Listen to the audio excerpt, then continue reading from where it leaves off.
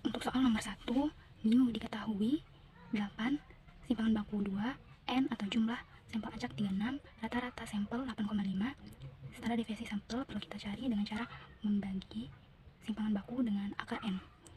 2 per akar 36 sama dengan 2 per 6 sama dengan 0,333. Lalu, berapa peluang rata-rata waktu pencarian kerja dalam sampel tersebut lebih dari 8,5 bulan? Z sama dengan X dikurang mu dibagi standar deviasi sampel sama dengan 8,5 dikurang 8 dibagi 0,333 sama dengan 0,5 dibagi 0,333 sama dengan 1,5.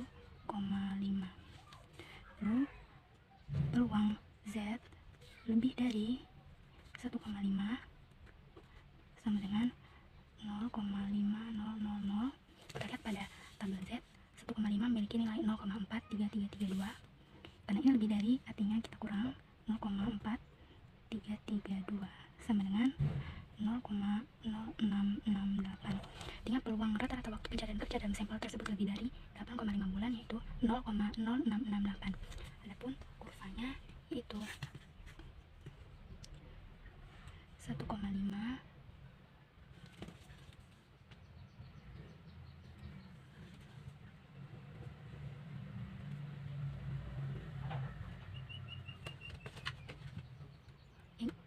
ini kita arsir karena lebih dari.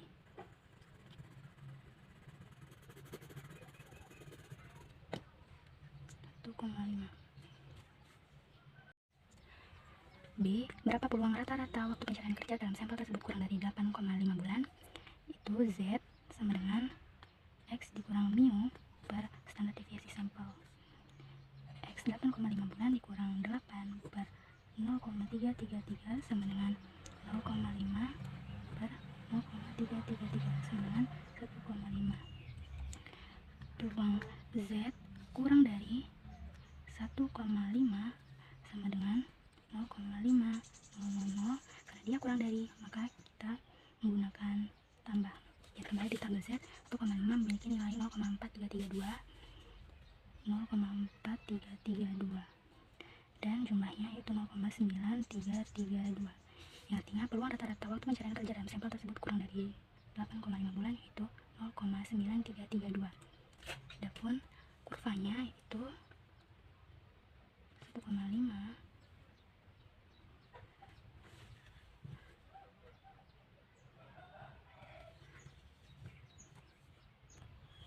karena dia kurang dari, artinya kita arsir yang di sini. Peluang bahwa rata-rata waktu pencarian kerja dalam sampel tersebut di antara 7 sampai 8,5 bulan, yaitu Z sama dengan 7 dikurang 8 per 0,333 sama dengan min 1 per 0,333 sama dengan min 3. Z sama dengan 8,5 dikurang 8 sama dengan dibagi 0,333 sama dengan 0,5 per 0,333 sama dengan 1,5. Jadi peluang min 3 kurang dari Z kurang dari 1,5 yang kita lihat pada tabel. Min 3 0,4987 0,4987. Karena di antara, maka kita tambah 1,5 0,4332 sama dengan 0,9319, yang artinya peluang bahwa rata-rata waktu pencarian kerja dalam sampel tersebut di antara 7 sampai 8,5 bulan, yaitu 0,9319. Adapun kurvanya itu min 3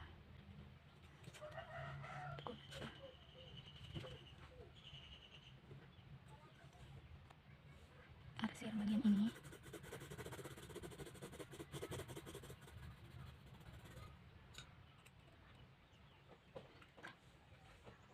Soal nomor 2, diketahui jumlah sampel atau N sama dengan 200, jumlah yang punya akses air bersih atau X sama dengan 154, lalu proporsi sampel atau P atau P sama dengan X per N, yaitu 154 per 200 sama dengan 0,77 dengan tingkat keyakinan 97% atau 0,97. Maka alfa sama dengan 1 dikurang 0,97 sama dengan 0,03. Alfa per 2 sama dengan 0,03 dibagi 2 sama dengan 0,015. Maka Z alfa per 2 sama dengan 0,5000 dikurang 0,015 sama dengan 0,485.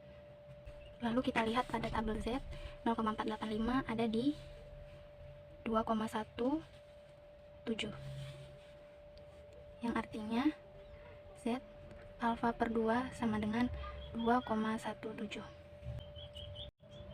Ditanya interval kepercayaan untuk proporsi rumah tangga di desa penerima program pembangunan infrastruktur yang memiliki akses terhadap air bersih, yaitu penyelesaiannya adalah: pertama-tama kita cari terlebih dahulu standar error atau SP dengan rumus akar P dikali 1 dikurang P per N sama dengan akar 0,77 dikali 1 dikurang 0,77 per 200. Hasil akhirnya adalah 0,02975. Lalu untuk rumus interval kepercayaannya yaitu P to P dikurang Z alfa per 2 dikali SP untuk sisi kiri, dan untuk sisi kanan P to P ditambah Z alfa per 2 dikali SP. P to P 0,77 dikurang Z alfa per 2, 2,17 dikali 0,02975 kurang dari P kurang dari 0,77 ditambah 2,17 dikali 0,02975.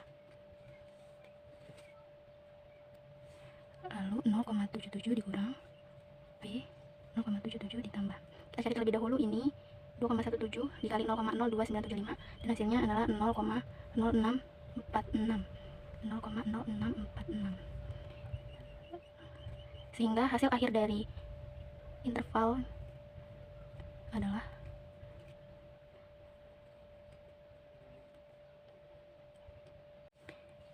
jadi interval kepercayaan untuk proporsi rumah tangga di desa penerima program pembangunan infrastruktur yang memiliki akses terhadap air bersih yaitu antara 70,54% sampai 83,46% dengan keyakinan 97%. Lalu untuk soal nomor 3, diketahui jumlah pelaku UMKM di daerah pelatihan atau N sama dengan 180, jumlah pelaku UMKM di daerah pelatihan yang memanfaatkan platform digital atau X sama dengan 112, dan proporsi berdasarkan data nasional atau P0 sama dengan 0,55, P to P sama dengan X per N yaitu 112 per 180 sama dengan 0,6222 dengan tingkat signifikansi 5%. Ditanya, dengan tingkat signifikansi 5%, ujilah apakah proporsi pelaku UMKM di daerah pelatihan berbeda secara signifikan dari proporsi nasional. Penyelesaiannya yaitu langkah pertama, tentukan klaim hipotesisnya. H0 P sama dengan 0,55, H1 P tidak sama dengan 0,55. Kenapa begini? Karena sesuai pada soal ada kata berbeda yang mana itu menjadi klaim H1 dengan menggunakan tidak sama dengan, dan untuk H0 berarti berlawanan dari H1 yaitu dengan menggunakan sama dengan. Lalu langkah kedua, tentukan tingkat signifikansi. Karena klaim hipotesis H1 P menggunakan tidak sama dengan, maka dilakukan uji dua pihak, yang artinya alfa dibagi 2.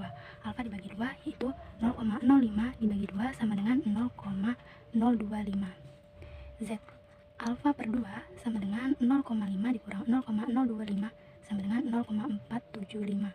Yang kita lihat pada tabel Z di mana letaknya, yaitu ada pada 1,96, yang artinya Z alfa per 2 ada pada 1,96.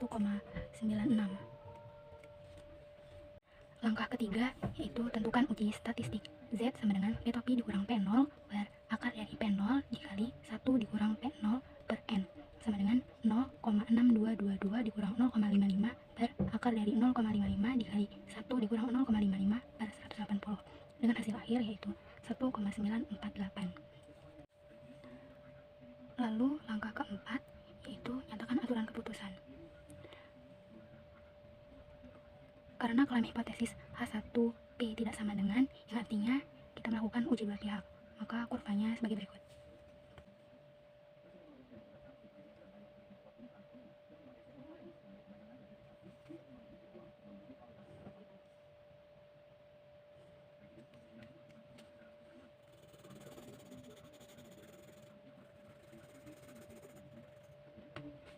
Nilai ini merupakan nilai 1,96 min 1,96 yang diambil dari tingkat uji signifikansi.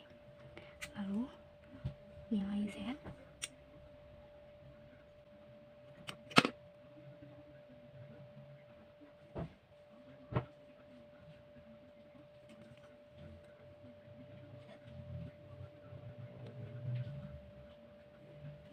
ini merupakan nilai dari 1,948.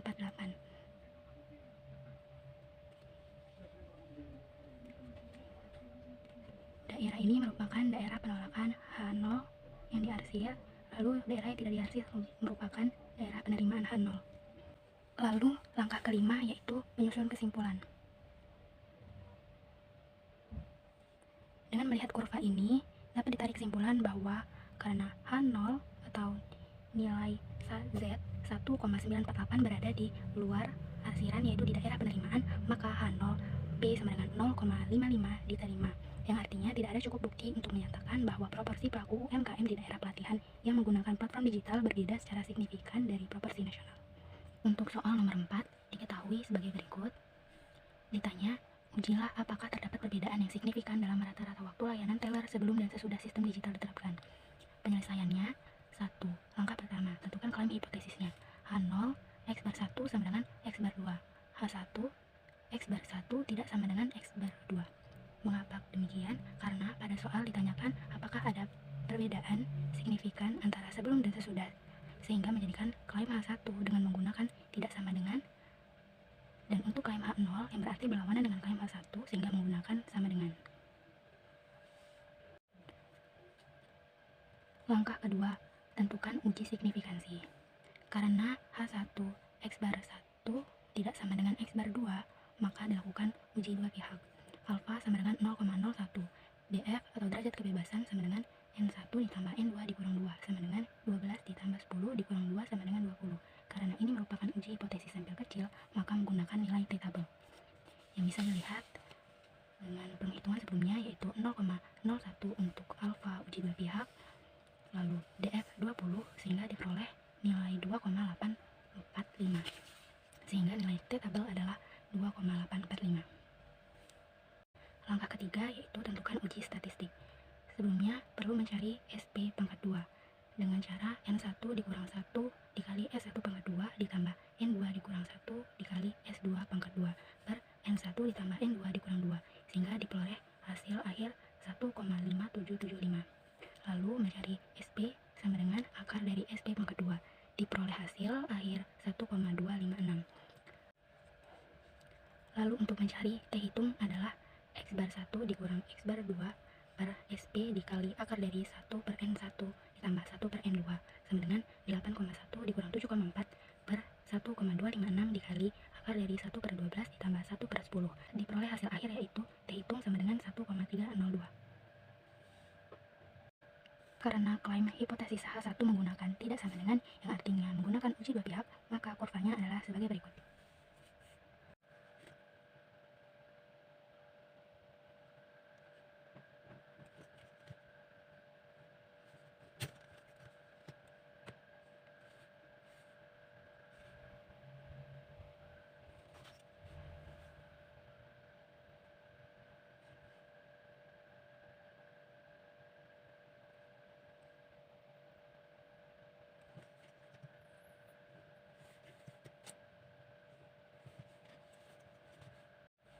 Ini merupakan daerah penolakan H0, yaitu 2,845 dan min 2,845.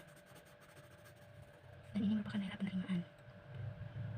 Ini 1,302 min 1,302. Dengan melihat kurva ini, H0 atau nilai T hitung 1,302 yang berada di luar arsiran yaitu ada pada daerah penerimaan, maka dapat ditarik kesimpulan bahwa H0 X bar 1 sama dengan X bar 2 diterima, yang artinya tidak ada cukup bukti untuk membuktikan bahwa